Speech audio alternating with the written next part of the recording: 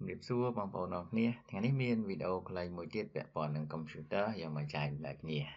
អញ្ចឹងតោះឥឡូវយើងទៅមើលទាំងអស់គ្នាតើអ្វីដែលខ្ញុំនឹងចែកម្លែកនៅថ្ងៃនេះមានអ្វីខ្លះនៅលើ screen computer របស់យើងអ្នកនរគ្នា click mouse ស្ដាំមកវានឹងបង្ហាញផ្ទាំងបែបនេះមួយនេះ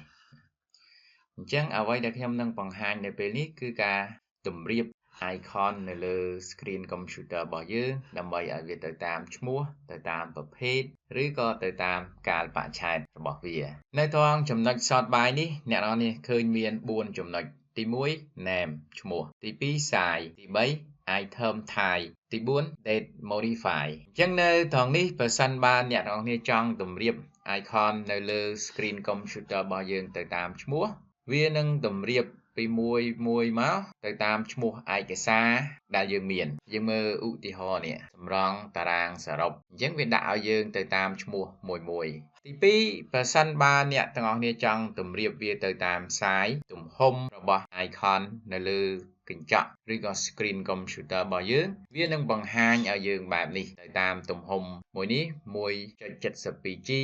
ឃើញទេតាមប្រភេទពីធំមកតូចទៅលើ icon ឬក៏ឯកសារដែលយើងមាន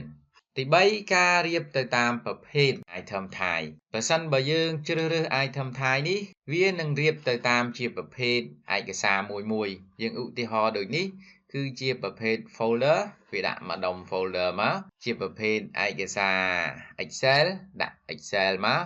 ជាប្រភេទឯកសារ zip file ឬក៏ឯកសារយើងខ្ចប់មកវាដាក់ឲ្យយើងមកដុំចំណុចទី4បើសិនបើយើងជ្រើសរើសយកពាក្យថា date modify នេះឯកសារមួយវានឹងបង្ហាញកាលបរិច្ឆេទនៅលើនឹងថាតើយើងបានធ្វើឯកសារហ្នឹងនៅពេលណានេះគឺជាចំណុចទាំង4ពាក់ព័ន្ធនឹង sort by